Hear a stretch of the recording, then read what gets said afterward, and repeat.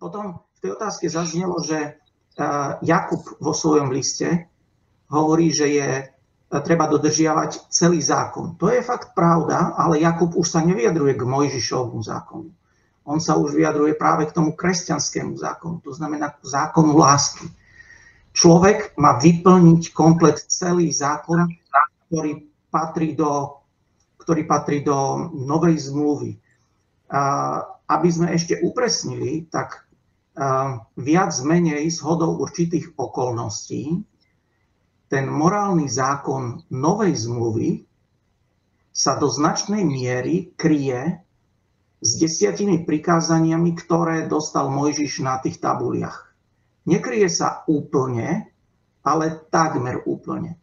Sú tam 2 príkazy na tých Mojžišových tabuliach, v tom Mojžišovom desatore.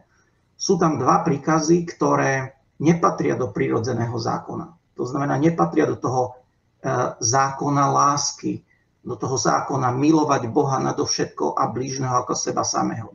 Dva zákony sú práve také na tých tabuliach Mojžišových, a to je, že človek je povinný svetiť sobotu. Toto nenájdeme vo svedomí. A potom, že si nesmie nič zobrazovať. To tiež nenájdeme vo svedomí. Tieto 2 zákony sú v Mojžišovom desatore, ale keďže oni nepatria do toho zákona lásky už ich nemáme vo svedomí, tak tým pádom ani kresťanstvo tieto zákony nepreberá. Ale aby v tom aj kresťanstvo urobilo akýsi systém, tak aj ten svoj zákon lásky nazvalo 10 Božích prikázaní, lebo si pomáha tými Mojžišovými zákonmi, keďže sa do značnej miery podobajú. Preto aj my v kresťanstve hovoríme, že dodržiavame desatoro, skutočne nás viaže, platí pre nás, ale nie je to Mojžišové, lebo ako sme povedali, už tie 2 príkazy tam nie sú, svetiť sobotu a zákaz zobrazovať.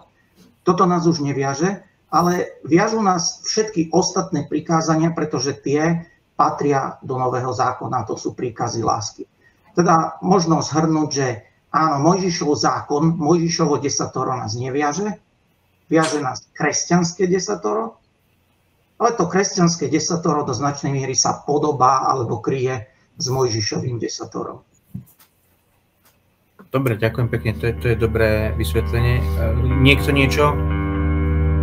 Dobre.